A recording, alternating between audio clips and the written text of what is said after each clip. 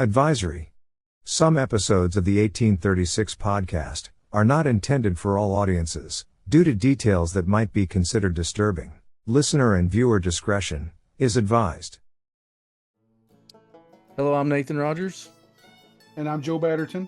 And this is the 1836 podcast. On episode 24 of the 1836 podcast, we talk about the Ozark Howler. So this week, we're going to talk about the Ozark Howler. The Ozark Howler, also known as the Arkansas Howler, the hoo-hoo, the nightshade bear, and the devil cat, is a legendary creature said to roam the remote forests of the Ozark Mountains. The origin of the Ozark Howler legend is murky, with some attributing it to Native American stories. One tale depicts the howler as a spirit animal that protected the land from invaders, while another claims it was a curse cast by a witch burned at the stake by European settlers. Some believe the legend represents the fears and hardships faced by early pioneers in the wilderness. Descriptions of the Ozark Howler vary, but most believe the creature is elusive and territorial, preferring dense forests and caves, and some stories suggest it can be aggressive, especially when defending its territory, or young. Described in folklore as a bear-sized beast with a sturdy build, dark shaggy fur, glowing red eyes and prominent horns, the howler has captivated imaginations for decades. Its distinctive cry is often compared to a blend of a wolf's howl, an elk's bugle, and a hyena's laugh.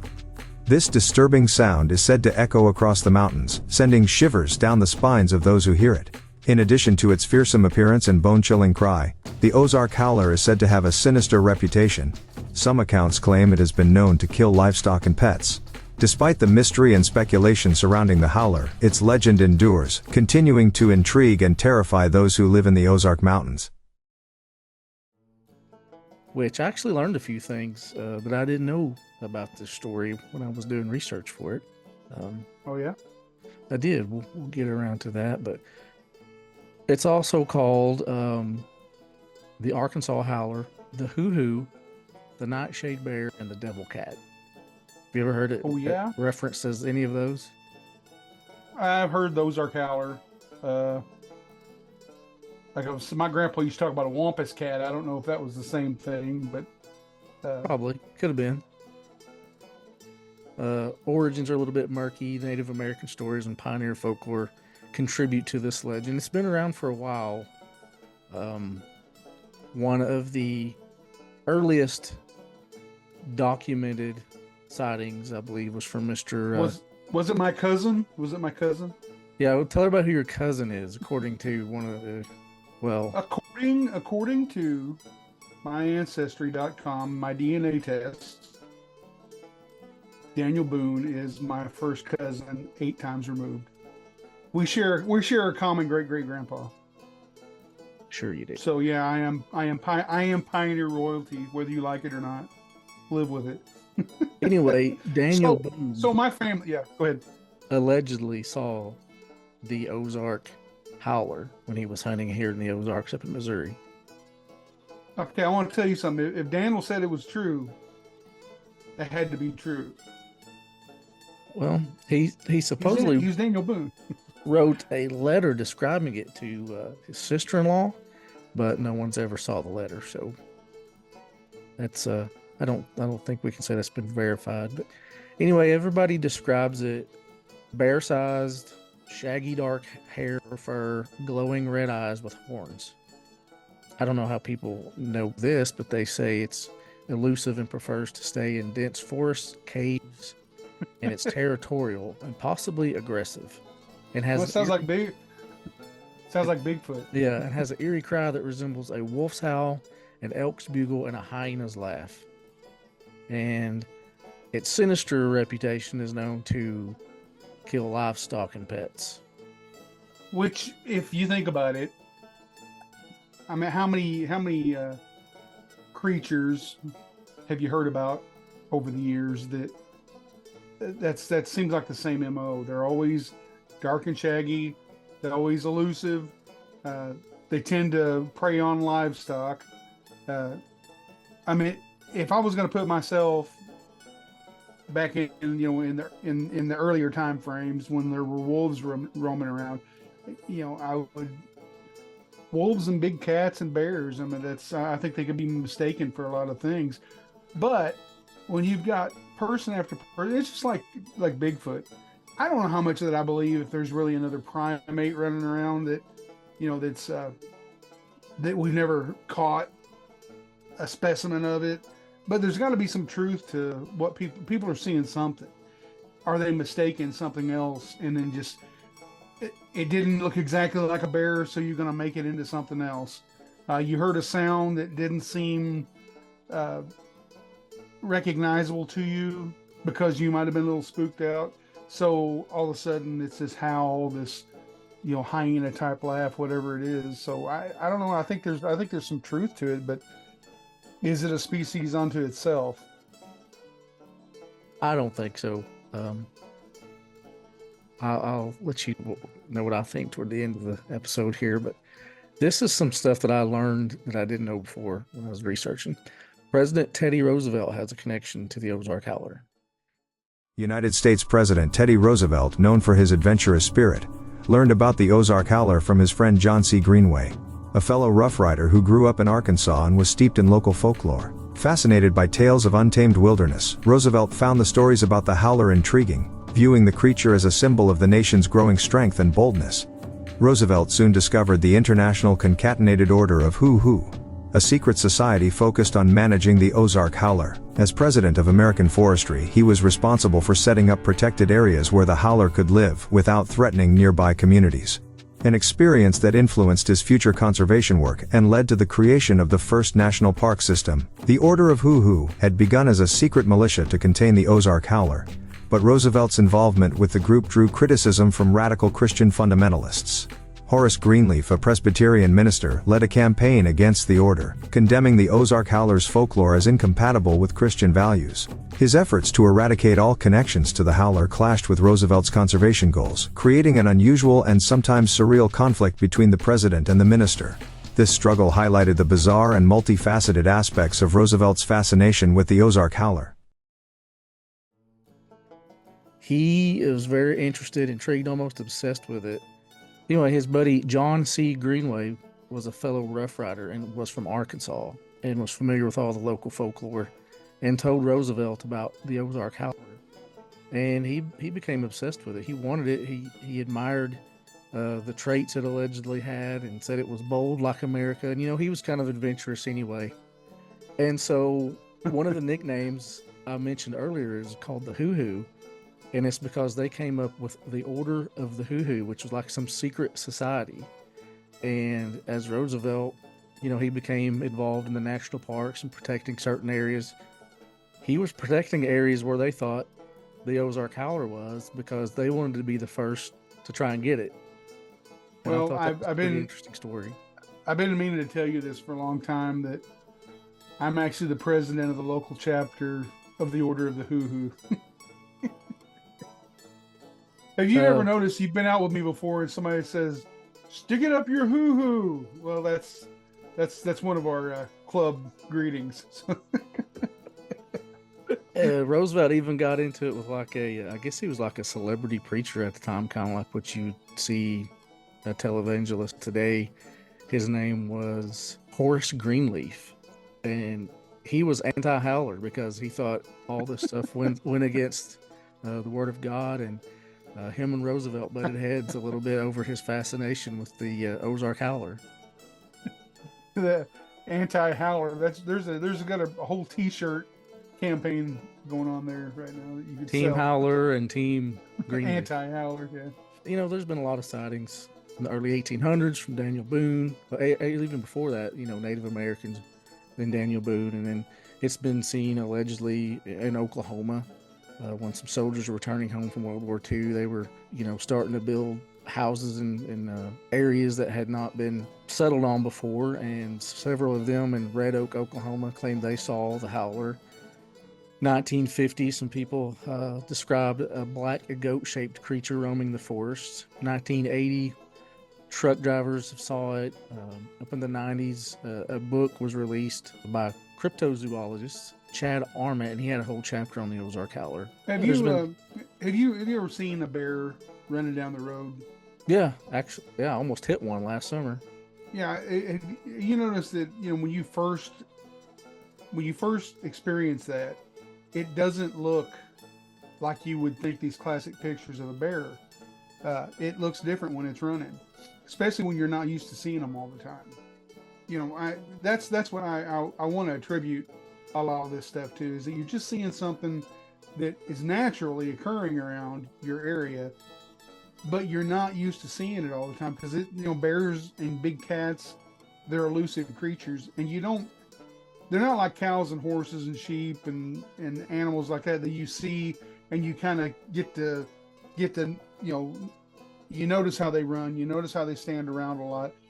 Those wild animals like that are not even like deer. You see deer a lot and you kind of know what they look like when they're moving around.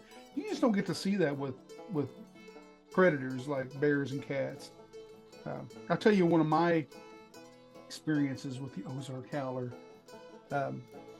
I took some back when I was a school resource officer, and I had a crew of boys that worked with me in the summertime, and so since they did a good job, all summer, and we were getting ready to go back to school, we'd usually take like the weekend after we got done with our projects, and we go on a camping trip or a float trip. Well, they wanted to go floating on the Buffalo River, so I take them like one Saturday night, and we float from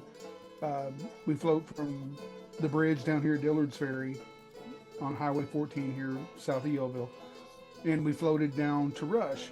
Well, we stopped about maybe halfway down, and we waited real late before we made a camp, so we didn't pass any other camps, so there was nothing on the backside of us from where we came from to where we stopped.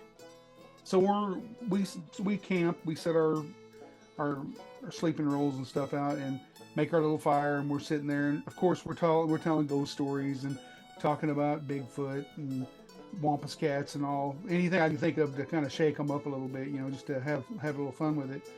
And so right before we were getting ready to go to bed, I jokingly said, I think I'll call Bigfoot up and see if I can get him to come into camp. And they're laughing about it, and so I laid back and I'm going,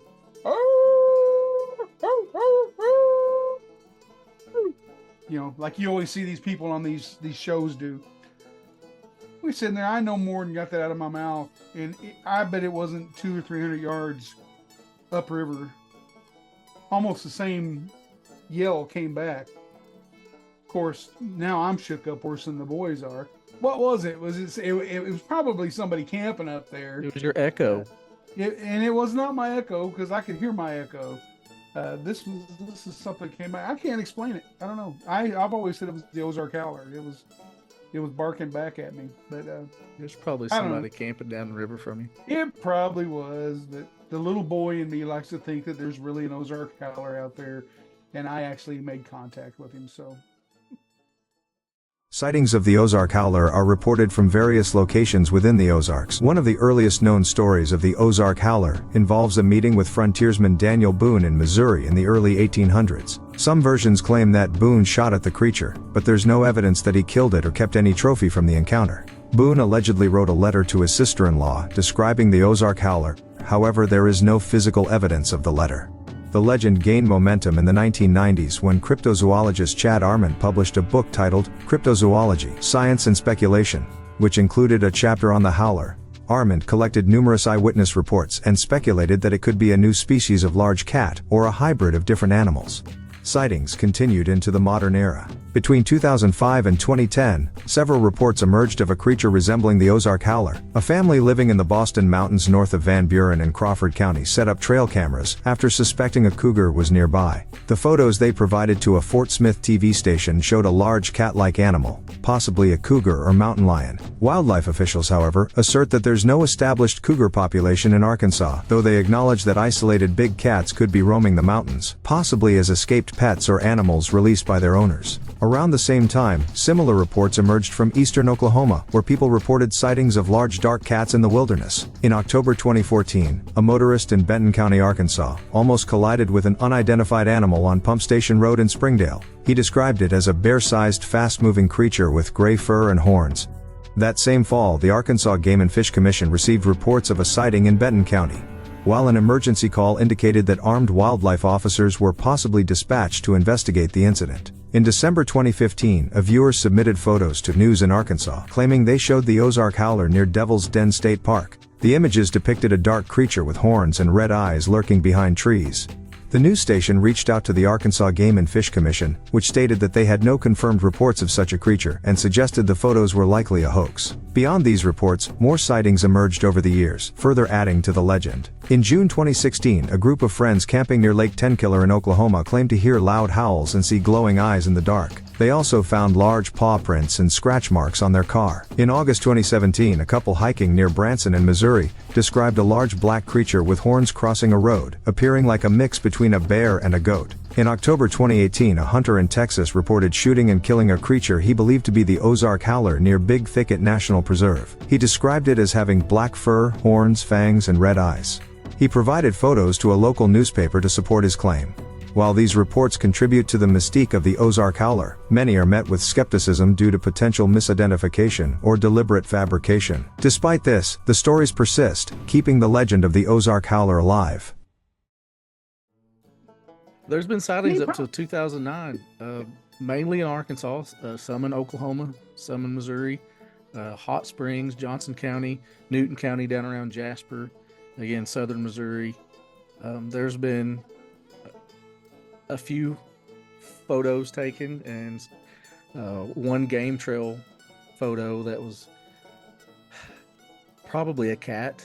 Now there are mountain lions around here, that's been documented, but this was black, and according to Clay Newcomb, there is no black panthers in Arkansas or in this country, but it could have been a house cat that looked bigger than what it really was. I saw the bear there. What bear? There's no bears in my house. I don't know what you're talking about. My opinion, it probably is a bear. That's what I think.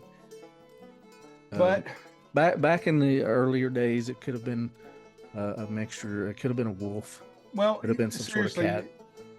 You know where I live. I'm way back out on dirt roads.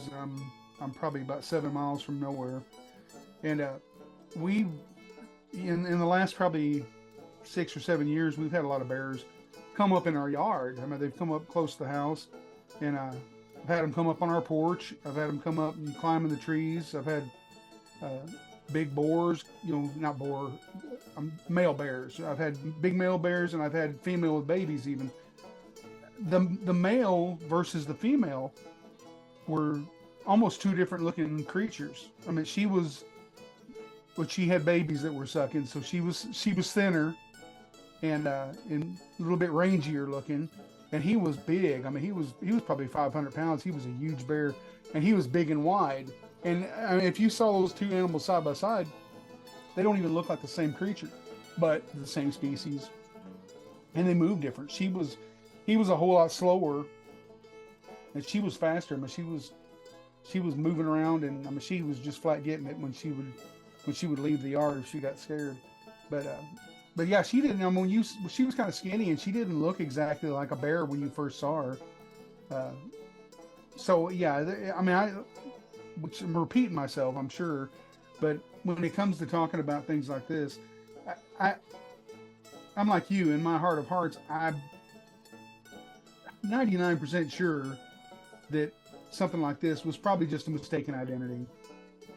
Bigfoot, I'm not so sure. But there again, that's a different episode. That's a different episode, but and we'll get around to that, because Arkansas is known for one of the most famous Bigfoot sightings and stories there are. So, and one of the earlier Bigfoot sightings, which we don't want to give all that away, but that is part of Arkansas history and part of our folklore, and some of the earliest sightings in newspaper articles about that type of thing were from Arkansas. So, yeah, there's the Arkansas was a wild and mysterious and unknown land at one time.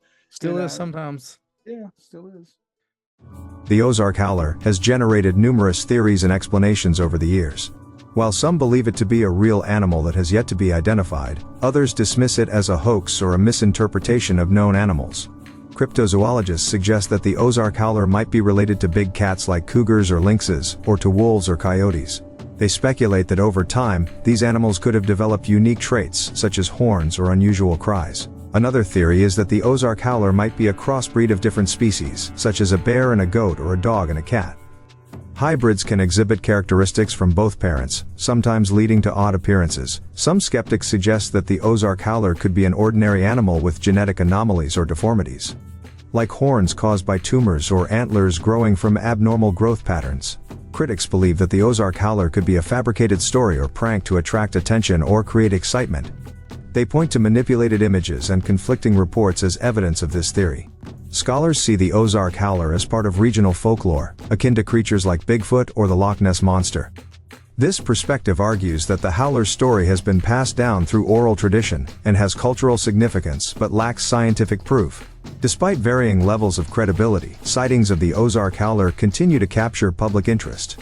The most credible accounts, like those from Crawford County between 2005 and 2010, often describe cougar-like animals.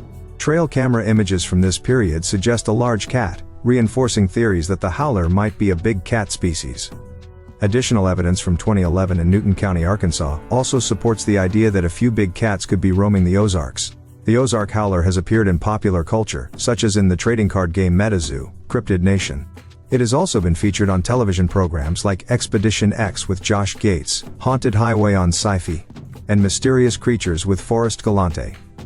Additionally, historical records suggest that Daniel Boone wrote about an encounter with the howler in a letter to his sister-in-law. The Ozark Howler's story continues to be a source of fascination, with theories ranging from real animal to folklore. Its enduring presence in pop culture and regional tales keeps the mystery alive, inviting continued speculation and exploration into what this enigmatic creature might truly be. The Ozark Howler's featured in this board game or card game or whatever. It's been on the Travel Channel, Discovery Channel, all that stuff. I know Josh Gates has a couple shows. I think Expedition X is an episode he done on the Ozark Howler. I saw that one where they come to southern Missouri, I think, and northern Arkansas, and was looking around and set their game cams and stuff like that. Yeah, Sci-Fi had a special about it. But yeah, right here in the good old Ozarks, that's one of our mysteries and folklore. Is it a new species? Is it a hybrid species? Or is it something known with mutations? Or is it just something known that's just been misidentified? It's just an Ozark booger. Well, again, I think it's probably they'll always be out there. A combination of different things. I think back in the earlier times, it was probably a wolf, could have been a bear, and then you know how the old telephone game is. I saw something with red eyes, looked like it had horns, and then before you know it, somebody sees a skinny-looking bear, and it had red eyes, and maybe its ears were sticking up, and it had horns, and then over time, I think it was just a combination of things that people saw that has evolved into what it is now. Well, you have a couple old guys sitting around talking about it, and somebody can say, you know what, I saw one. I think it was a bear, but I don't know. And then the next guy says, well, hell, it probably had horns on its head too. The guy next to him hears it and says, hey, I just heard Bob and Tom over there talking, and he saw something black and hairy, and it had horns on its head. Yeah. Like you said, the game of telephone, every time the tale is told. But I mean, it increases. It's been seen since the early, the 1800s up until even recently. Either it's got some ancestors, or we're still misidentifying some things out there. Yeah, or just the legend lives on. Legend lives on. There's wild, mysterious boogers in the Ozarks, and there always will be. So, if you see one or hear one out there, let us know. Or if you got pictures of one, the Arkansas Game and Fish says it does not exist. So, what do they know? They said there wasn't any mountain lions either. I'm like OTR. I think we need to make a preserve for it and protect it, just like the White River Monster. Well, maybe it's hiding out down in Buffalo on the river somewhere. And I know it is. I heard him. So that's he's right. Down there. So can add you to the list of witnesses, or Hey, that's the only thing is I didn't call the Game and Fish and report it, but that's a fairly current sighting. It wasn't really a sighting; it was a audio, whatever you would call it. But I heard it. All right, guys, that's all I got. You got anything else? I just watch your back when you're out there in the woods. There's all kinds of creatures out there roaming around. Wampus cats. And wampus cats. Grandpa always told me about wampus cats, so you gotta be careful. Guys, thanks for tuning in. That about wraps this episode up. Again, follow us on all social medias and everywhere you get a podcast. We're probably there. And until next time, we are out of here. Bye.